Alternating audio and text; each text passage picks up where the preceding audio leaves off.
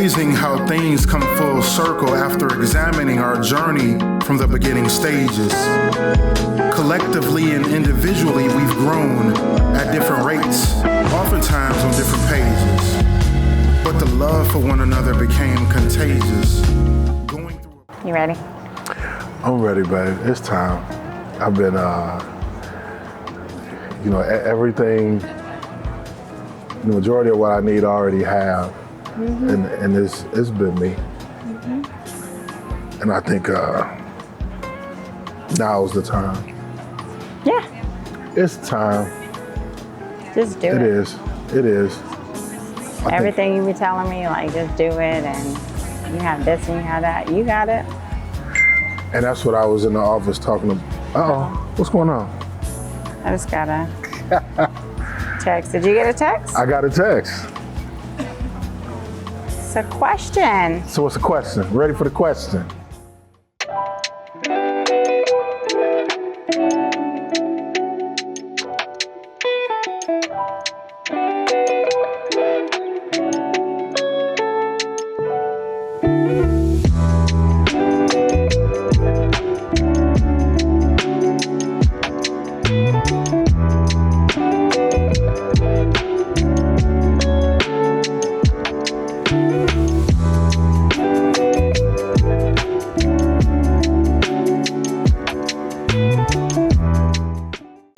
Did you guys meet?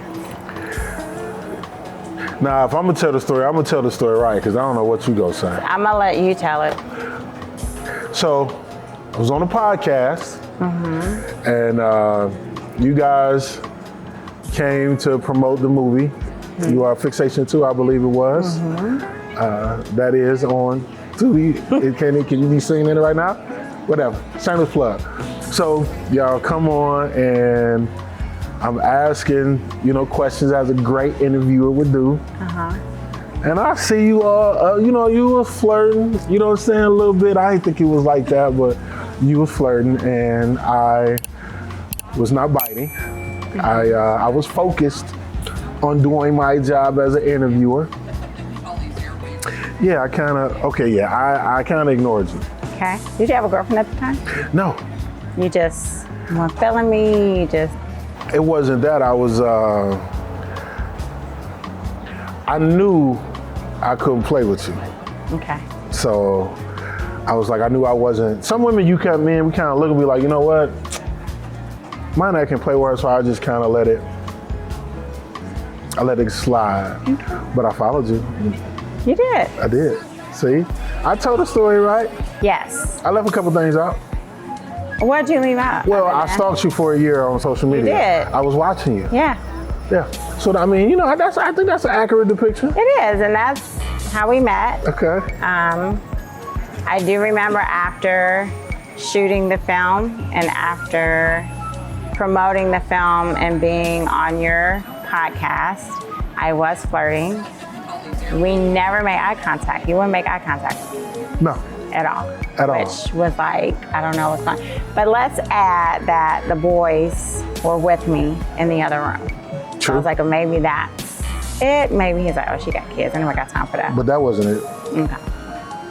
But I just knew, I was like, he's a really good looking guy. And I remember asking, like, who is that? Like, tall. I'm like, I just want You was like, what? You was like, what?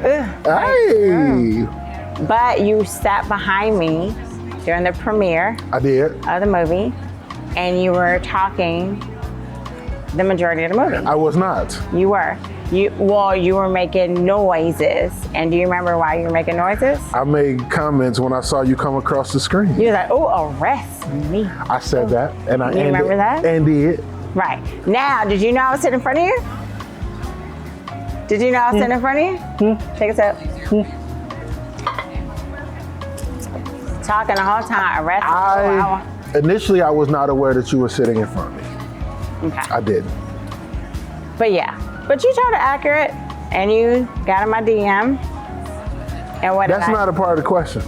How'd you want me? That's how we really we met professionally, but how we met.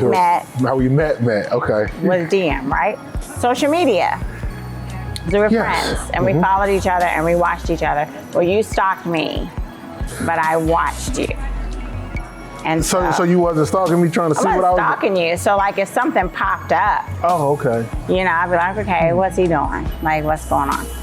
You want to come to? You want to check in for me, as they say? No, because I stopped checking for you after you biting, after you ignored What's me. all that? Do see you?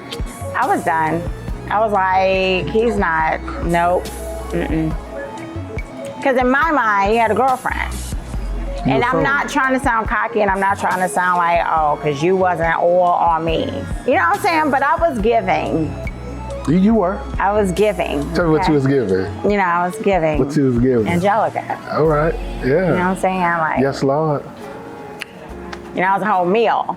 You know what I'm saying? Me and some children, you know, but I was still giving. You know, I was putting it out there, couldn't catch them.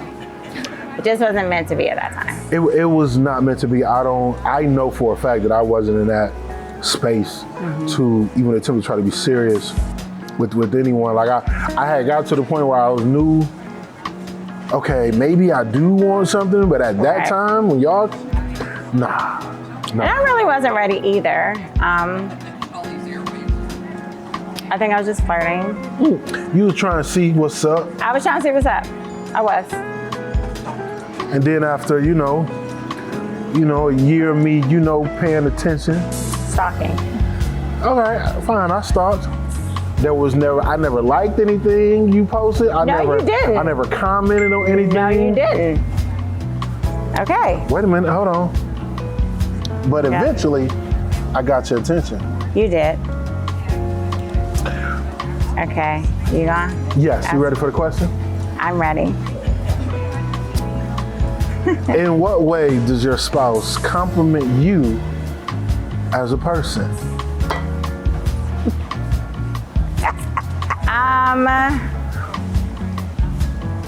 I am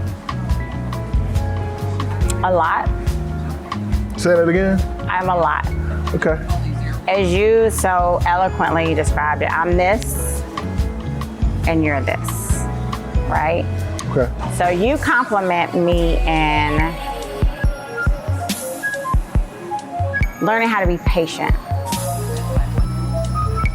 I'm better at being patient, but I haven't always been very patient, and I kind of just want it, and then I'm always do, this. So you compliment me in learning patience and learning rest, being still. Like, do you have to do that? You did it yesterday when the laundry was on the couch, and I folded some of it, but I was like, I really don't feel like doing this right now, because you were like, why do you have to do it right now? I was like, I don't, I'm gonna go sit down. So you compliment me in looking at, I don't always have to do so much, and I need to sit my blessed assurance down. You know what I'm saying? Yes. So you compliment me, which ironically, our conversations from yesterday that, kind of carry over today, you compliment me and pushing me and encouraging me to do more than what I guess believe I can be doing, or like you're more than this. You know what I'm saying? And not kind of shortchanging or limiting whatever my talents may be, and thinking I need to be a part of this or a part of that, when everything I'm more than what I believe that I am. And you compliment me in that regard, because you like, hey, you don't lack self-confidence. Like, you know what you know. Like, when it comes to what you do, but for me, it's like, and you hit it on the head last night, it's like, okay, it's been only a certain period of time. You act like you got it, but you don't have to. With the poetry, I'm like, I'm confident in that, but other stuff, so you compliment me in that regard and holding me accountable to that. Like, yo, you better go out there and get it, because you can actually do it. And I think any man, even just me, period, but men, period, want that. So I appreciate you for putting feet to lighting the fire up under me, because you're not going to allow me to rest on my laurels. No. And I feel like we have to, I don't feel like, we're the exact same. Right. You know what I'm saying, in that regard, and I feel like that's necessary, because if we were the same, and I guess it makes it exciting a little bit. Because I know I can be a lot. Say that one more time? I can be a lot, like Okay. I said, and you can be really calm, but sometimes your calmness is like give me more, like you were just saying, like all the things that you could be doing. You know what I'm saying? Like to me, there's no competition with you. So anybody out here, no shade to them, but. And then I'm going through, I have this, that bag that I brought upstairs, and I'm looking at all this stuff that I have written over the years, these crazy pieces of papers, and I'm like, and I'm just kind of reading over some of them, I'm like, yeah. And then we had a conversation, then, what has transpired today, I'm like, yeah, all right. So now, you're starting to get your answers. I'm getting confirmation. Like you gave me the answers, but further and further confirmation, like you gave me that. So now it's like, okay, no excuse. Come on, homie. Yeah. Come on, let's go and get it. And that's a compliment. You compliment me in that regard a great deal. And I know I need that, because I know I can procrastinate. I can procrastinate. I'll get it done, but sometimes I procrastinate. And because of sometimes your lack of patience, you're like, let's get it. So you being like, let's go, kind of helps me. Right. So now I'm like, when this, I got to get in contact with Eli. Listen, let's get on this calendar. Right. It's time. You know what I'm saying? So. Does cooking compliment? Does cooking? I can cook, but I can't. You compliment me in the fact that you're a good cook. I'm a good cook. And I like to eat. So it complements my desire to eat. Compliment your desire to eat. Yeah, because you cook. Like, I can cook. Do I want to always cook? No. Okay. So you compliment me by cooking. I don't know if that counts. You know what? We'll count that. Yeah. It's us. So yes, let's count it. Yeah. Well, I clean. Like, I know how to clean, but your kind of clean is different. It is. It is. What's going on here? And it be smelling. It be smelling spectacular in the house. Listen. Oh, this is ready for the question. Okay, the question is, how has being a blended family impacted your lives personally? I'm gonna let you answer this one first. I answered that one. Okay. Let me see. How has being a blended family impacted your lives personally? Wow. Okay. So we both have children. Before we met. The difference, H, is in his 20s when we met. At the time, I had a 15 and a whatever, 8-year-old when you and I started dating. So us dating actually affected my life in a very positive way, because I was hesitant about bringing anyone around the boys, right? And being that their father, is still involved, and I've been told in the past that that'll make it difficult for anyone to date me or whatever. It affected my life positively in a sense that you didn't come in barking orders, and you didn't come in you came in understanding how my life was, because it was just us three for so long. And I kind of had my way of doing things when it came to raising them. And, you know, I would have my breaks where they would go, you know, with their father every other weekend, but for the most part, I'd have them. School, this, that, whatever the case may be. I'm not a man, clearly.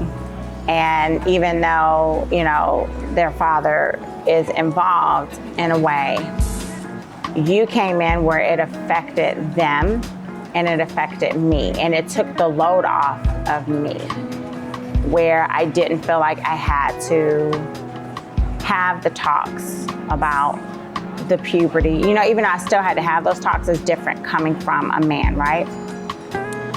So you just you came in gracefully, but stern. Like when you first met them and you shook their hand, and now that's how Sean, the 18-year-old, just walks around and greets people. It's like automatic for him.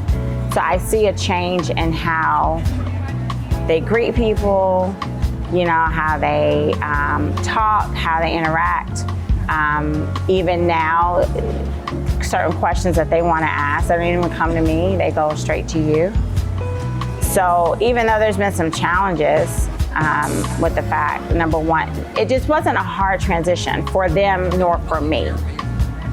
It was pretty smooth, yeah? Don't you think? Like it was, yeah. Now the other stuff, the co-parenting stuff, just to be honest, and I think, you know, yeah, when other people are involved and they see that someone else is coming in, it causes whatever, and you know, extended families, and you know, and I think a lot of people were used to seeing me by myself with the boys, and then here comes Mr. Outley, and it changed a lot.